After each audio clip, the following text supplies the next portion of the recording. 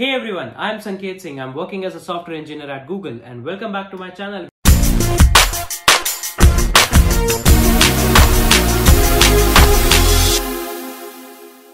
तो यार आज की वीडियो हम लोग स्टार्ट करने वाले हैं। गौरव सेन की डिस्कशन को कंटिन्यू करेंगे।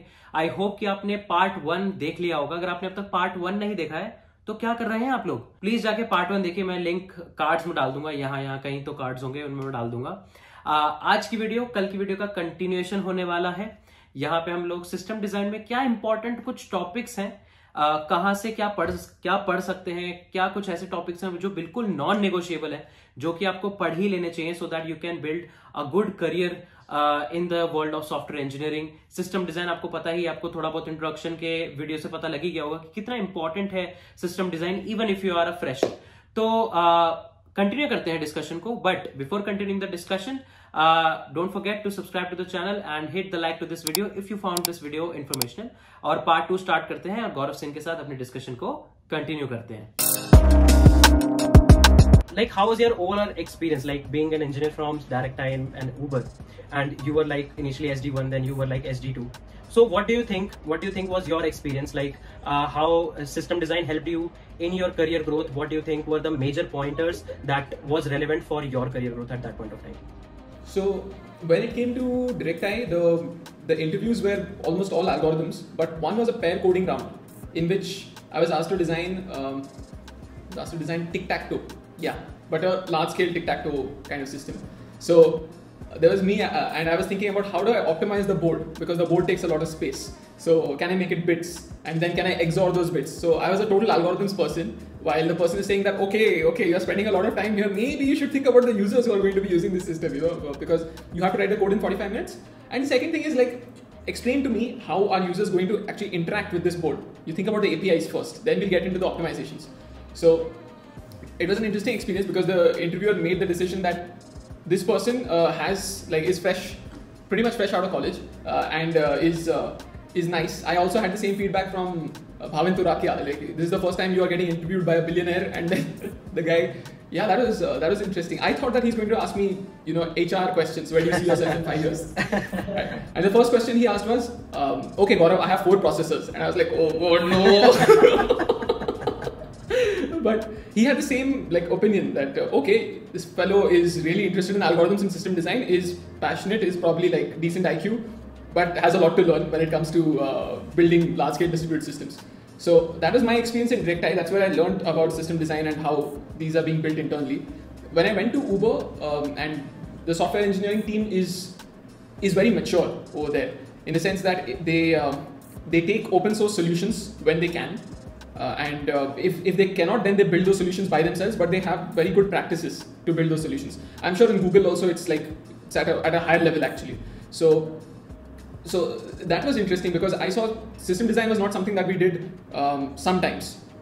We did it very often, and we needed to know the end-to-end working of a system. There were complex systems which we were talking to, and there were complex systems which were talking to us. We really needed to know how the interactions are going. While my personal experience in DirectEye was that the number of systems you could count in your hand, okay, 2 hands, yeah. While in Uber, yeah, no way. Number of microservices are, for Uber it was a double problem also because they had nano services. They were trying to condense them, but yeah. So learning about system design was critical for me to perform at Uber.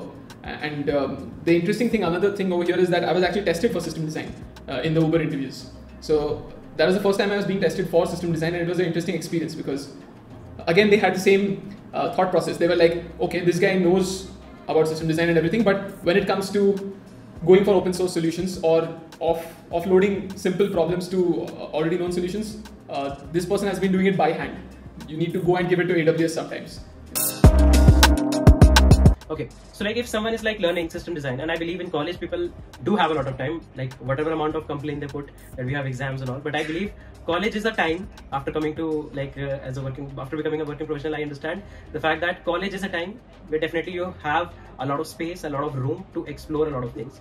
So if let's say someone is learning system design, where do you think they can practice? Like, learning resources are there, your videos are awesome, point to be noted, but like watching videos or reading books like Designing the Data Intensive Application or things like that, but is one thing, but what do you think where they can practice, like where they will be able to understand, okay, like they are able to think of a new scenario, just like in data structures and algorithm, we have platforms like CodeChef, Codeforces, HackerRank, where someone can practice. If they learn segment tree, they can practice some new scenario, some new corner cases. But what do you think is the scenario with system design? So for system design, I totally agree with you. It seems much more customized. The number of problems or the types of problems have not been broken down. Like in computer programming, you have dynamic programming, graphs, trees, etc. Over here in system design, we don't have a platform yet. Now that you say it, I'm really, like, in my mind, in the back of my head, Interview Ready should be looking into this space because there's a serious problem in this space, and probably we will. You can, I mean, yeah, I'll keep you guys updated through the LinkedIn page, but this is a very, very interesting problem that you have just picked up. I'm trying to solve this to some extent in the course itself by adding quizzes, but those quizzes are also specific to the chapter, so it's not really solving that problem. I want 100 problems on system design that when I go through, I get better at system design. Just like LeetCode or you know, if you do it in Geeks for Geeks or something, like you feel like, okay, fine, I understand the algorithm now in general. This is something that is missing. We need to look into how we can do this. Maybe we can tap into the community to help us out with a few hundred questions on various things, load balancing, routing, rate limiting, but it's not happened yet. As for what do you do right now? Well, right now, it's a long process comparatively. You can try open source. Head to open source, try to contribute to open source technologies. Why am I saying this is a long process? Because initially you're going to go there, you're going to first probably fix some bugs, you're probably going to first build a reputation, and then you're going to be allowed to solve the harder bugs, in which case then you'll understand about the system. And because it's a collective effort, it's not like you are doing the design yourself. So maybe your learning is also limited in that sense. Just like in an algorithm, you don't go to a company and just say, okay, fine, I'm going to do this heavy light decomposition thingy by myself. Manager, give me 1 month. You're going to get a team, you're going to be solving with them, and you're going to be doing a lot of whiteboarding than coding. So yeah, that's a very good point, Sanket. I have to look into it. Today, 11 o'clock is the stand-up. I'm going to be speaking about this with the product team. Yeah. One more last question. One last question is what do you think if someone is have already started probably, or maybe going to start? What do you think are some of the important aspects of LLD and HLD that they have to explore, like non-negotiable? These 4 or 5 things are something that you have to explore. Whatever happens, if you are going to design some large-scale scalable systems, if you are going to read those fat books, you should have these basics ready. Like in algorithms and data structures, if you see, recursion is one of those topics that you have to know. You can't skip recursion and try to learn advanced data structures or intermediate data structures. So what do you think are 3-4 topics that are must-haves for someone if they are starting, or maybe have already started with learning? I'll put it priority high to, all of them are high priority, but take all 4 of these topics as pretty important. The first one would be request routing or load balancing. Super important. Without this, it's impossible to think of a system because it's at the very start. When a user actually sends you a request, it reaches you. Now, where do you send it? So, for example, Interview Ready. If it had one server and it crashed, Interview Ready is out. So everyone thinks that Interview Ready is a product because what the hell, mother, it's not working. I paid money for this, right? What happens then is we have to then take multiple computers and put them with the same Interview Ready code. Now, if a request comes from a user, where do you send it? That is request routing. And you want the request to be sent equally to all servers, 300 here, 300 here, 300 here. That is load balancing. You're balancing the load. This is the first concept, very, very important. The second thing would be databases. I would say consistency is what I would look at. You will hear about eventual consistency, you'll hear about ACID properties, you'll hear about MVCC, but just look at a database and its data, okay? Now look at the cache. A cache is a small part of the database which is storing important data. If I'm continuously looking at Sanket on YouTube, then YouTube will say that whenever Gaurav comes here, he looks at Sanket's video, keep it in a cache, in a small storage close to India. Don't keep it in the USA because Gaurav will otherwise spend 2 seconds just to reach here. Let him take 1 second. So now what you're keeping in the cache requires some time to send. The cache, if Sanket uploads a new video, immediately cache it will not reach. So how do you keep these two consistent? And do you want to keep them consistent? Do you care? Is Gaurav a paid user? That's a good question YouTube can ask. If he's a premium user, maybe I'll give him special privileges. Otherwise, no. So that would be consistency, second part. And the third thing which I feel is super important, I know a lot of people might disagree with me, is networks.